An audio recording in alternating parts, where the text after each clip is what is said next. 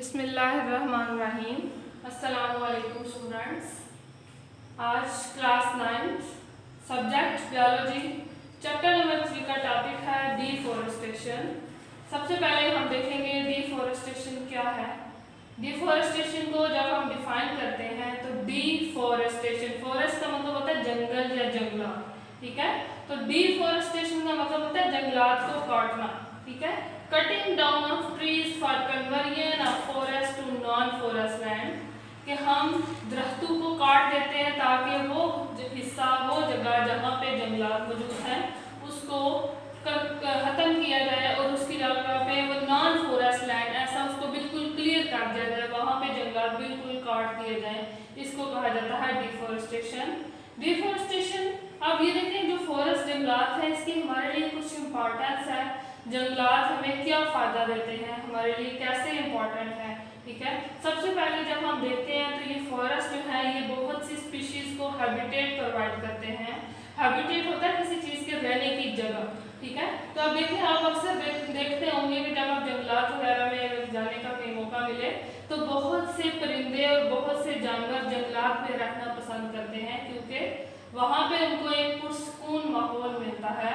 तो habitat of species, जंगलात का सबसे बड़ा हमें फ़ायदा है, जो कि जंगलात हमारी बहुत सी स्पीशीज़ को हैबिटेट रहने की जगह प्रोवाइड करती हैं। Regulate atmospheric composition and water cycle, ठीक है। एटमॉस्फेरिक कंपोजिशन को कैसे रेगुलेट करते हैं कि जैसे आप देखिए हम सांस लेते हैं तो सांस के लिए हम ऑक्सीजन जो है उसको यूज़ करते हैं, तो वो ऑक्सीजन कहाँ से आती है, वो ऑक्सीजन हमें दरख्तों से मिलती है।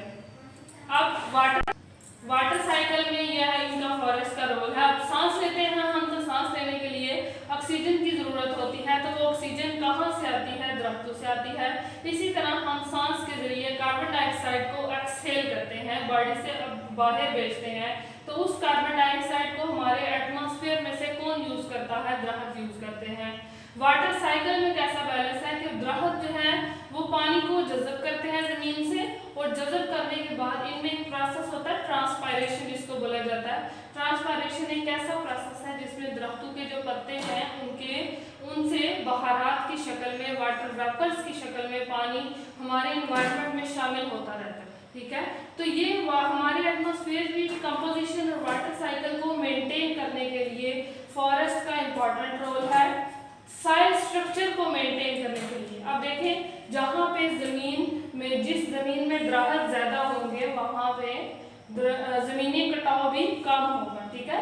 सॉइल स्ट्रक्चर, सॉइल की शेप को मेंटेन रखने के लिए ज़मीन वहाँ से उखड़ती नहीं है, बंजर नहीं होती, ठीक है। इसके लिए दरख्तों का एक इम्पॉर्टेंट रोल है।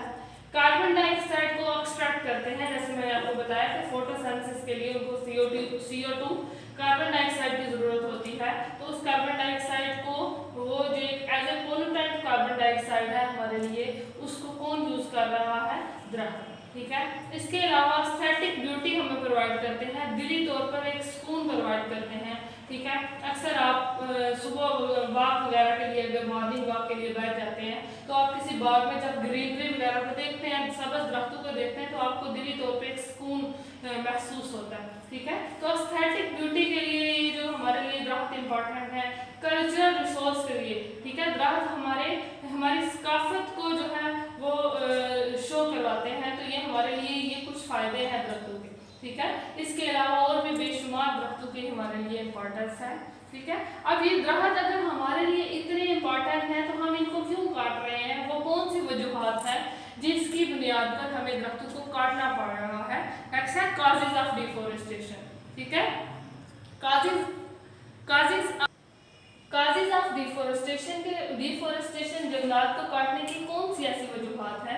सबसे फर्स्ट इसकी जो पहली वजह है सोर्स ऑफ फ्यूल, ठीक है। अब देखिए लोग क्या करते हैं, ईंधन की ज़रूरत होती है, लकड़ियाँ वगैरह जलाते हैं, तो लकड़ियाँ जलाने के लिए उनको दरख्तों की ज़रूरत पड़ती है, वो क्या करते हैं, दरख्त काटना शुरू कर देते हैं। जब दरख्त काटना शुरू कर देते हैं तो उससे डिफॉरेस्टेशन होना शुरू हो जाती है, जंगलात में कमी वाक़या हो जाती है, ठीक है। इसके अलावा और कौन सी वजह हो सकती है, टिम्बर, ठीक है। ये एक ऐसी लकड़ी होती है जो कि बिल्डिंग बनाने के लिए, फर्नीचर बनाने के लिए यूज़ की जाती है। तो डिफॉरेस्टेशन जो है, टिम्बर जो है एक इम्पॉर्टेंट वजह है, ठीक है, इंपॉर्टेंट कॉज है जिसकी वजह से डिफोरेस्टेशन हो रही है।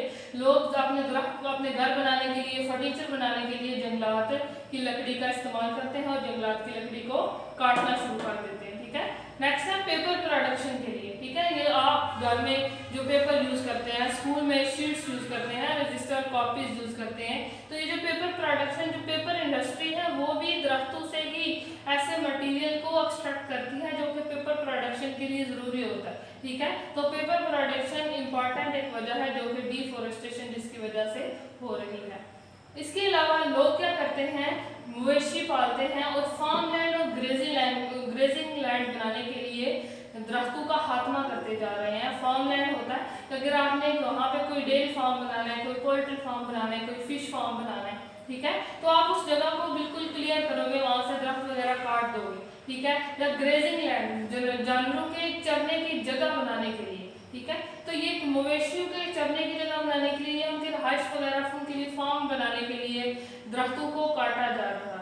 ठीक है, इसके अलावा रिमूव टू एक्सपेंड सिटीज, जैसे जैसे पॉपुलेशन इंक्रीज कर रही है, लोगों की आबादी बढ़ने की वजह से लोगों की ज़रूरियात बढ़ रही हैं। जब ज़रूरियात बढ़ रही हैं तो उनको रहने के लिए ज़्यादा जगह की ज़रूरत है। ठीक है, अब जब ज़्यादा जगह की ज़रूरत है तो अपने शहरों को, अपने इलाकों को बढ़ाने के लिए लोग दरख्तों को काट देते हैं और वहाँ पे अपनी रहायशी इलाके बना लेते हैं। तो जैसे पॉपुलेशन बढ़ने के साथ साथ डिफोरेस्टेशन भी इंक्रीज कर रही है।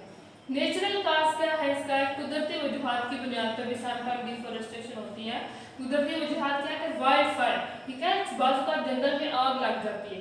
ठीक है, जंगल में आग लगने की वजह से बहुत से दरख्त ज़ाया हो जाते हैं, तो वाइल्ड फायर एक इम्पॉर्टेंट वजह है जो डिफोरेस्टेशन को बढ़ा रही है। ठीक है, जिससे दरख्त जो है उनकी कटिंग ज़्यादा से ज़्यादा हो रही है।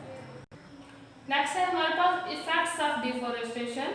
डिफोरेस्टेशन के क्या इफेक्ट्स हैं, क्या असर पड़ते हैं कि अगर हम जंगलात को काटते जा रहे हैं तो इससे हमारी ज़िंदगी पे क्या असर पड़ रहे हैं। इफेक्ट्स का मतलब होता है असर। सबसे पहला जो असरात है वो हमारी बायोडाइवर्सिटी पर पड़ रहा है कि जैसे जैसे जंगलात कम हो रहे हैं हमारी बायोडाइवर्सिटी भी कम होती जा रही है, हमारे लिविंग ऑर्गेनिजम्स कम होते जा रहे हैं क्योंकि उनका हैबिटेट खत्म हो रहा है। जब किसी चीज़ के रहने की जगह ही उसकी डिस्टर्ब कर दी है तो उसकी डिफोरेस्टेशन की वजह से उसका जो हैबिटेट है वो तबाह हो गया। ठीक है, तो वो जानवर की तादाद कम होना शुरू हो जाती है। ठीक है, स्टेबिलिटी ऑफ इकोसिस्टम को स्टेबल करना उसमें मुश्किल आ रही है। ठीक है, इकोसिस्टम स्टेबल नहीं हो पा रहा, राहत कम होंगी, ऑक्सीजन कम मिलेगी। ठीक है, कार्बन डाइऑक्साइड जो कि एक पोल्यूटेंट के तौर पर हमारे एनवायरनमेंट में मौजूद है और दरख्त उस पोल्यूटेंट को खत्म करते हैं, उसकी तादाद बढ़ना शुरू हो जाएगी। ठीक है, तो जब किसी चीज़ की कमी या ज्यादती होती है एनवायरनमेंट में तो उससे इकोसिस्टम डिस्टर्ब हो जाता है, स्टेबल नहीं रहता। उसके अलावा है कि जितनी दरख्त कम होंगे उतनी साइल अवयन ज़्यादा होगी। ठीक है, साइल अवयन का मतलब है कि ज़मीन बंजर होना शुरू हो जाएगी। ठीक है, अब जहाँ पे दरख्त मौजूद होते हैं वहाँ पे दरख्त क्या करते हैं, अपनी जड़ों के जरिए ज़मीन को जकड़ के रखते हैं।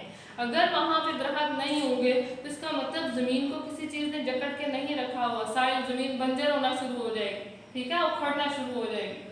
Fast wind and rain harm the soil, जब दरख्त कम होंगे तो अगर तेज़ आंधी या बारिश वगैरह आती है तो उससे ज़मीन को नुकसान पहुंचेगा, ज़मीन बारिश के साथ बह जाएगी या आंधी के साथ उड़ जाएगी। ठीक है, न्यूट्रिएंट्स जितने भी साइल में उस मिट्टी में मौजूद होंगे वो खत्म होना शुरू हो जाएंगे, लॉस ऑफ न्यूट्रिएंट्स।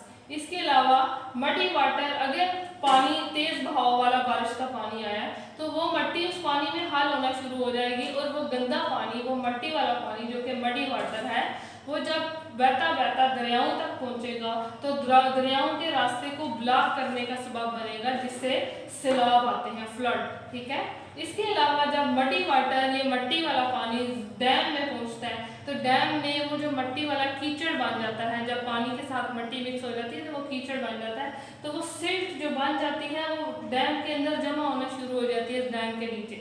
ठीक है, जब सिल्ट, ये कीचड़ ज़्यादा होगा तो उसकी वजह से जहाँ डैम के अंदर जो लिविंग ऑर्गेनिजम्स होंगे, जो एक्वाटिक ऑर्गेनिजम्स हैं, पानी में रह रहे हैं, फिश हो या कोई और अदर ऑर्गेनिज्म हो, उनकी ज़िंदगी डिस्टर्ब हो जाएगी, वहाँ पे लिविंग ऑर्गेनिज्म कम होना शुरू हो जाएंगे। इसके अलावा जब दरख्त कम होंगे तो मैंने आपको पीछे भी बताया कि दरख्तों में एक प्रोसेस है ट्रांसपायरेशन। ठीक है। ट्रांसपायरेशन ये एक ऐसा प्रोसेस है जिसमें जो दरख्तों के पत्ते हैं बहारात के जरिए अपना पानी इन्वायरमेंट के अंदर रिलीज करते हैं, ठीक है। अब जैसे दरख्त कम होंगे तो इसका मतलब ट्रांसपायरेशन भी कम होगी। जब ट्रांसपायरेशन कम होगी तो वो बहारात की शक्ल में जो पानी दरख्त के पत्तों से निकल के एनवायरनमेंट में गया है वो फिजा में शामिल होकर उससे बादल बनते हैं, क्लाउड फॉर्मेशन होती है, ठीक है। जब बादल बढ़ते हैं एनवायरनमेंट के अंदर, हाँ ठीक है, तो उससे बारिशें होना शुरू हो जाएंगी। अगर दरख्त कम है इसका मतलब क्लाउड फॉर्मेशन भी लेस होगी और उससे बारिशें भी कम होंगी, ठीक है। ये है हमारा आज का टॉपिक जिसमें हमने डिफॉरेस्टेशन का इंट्रोडक्शन, उसके काजेज और उसके इफेक्ट्स पढ़े। अल्लाह हाफिज़।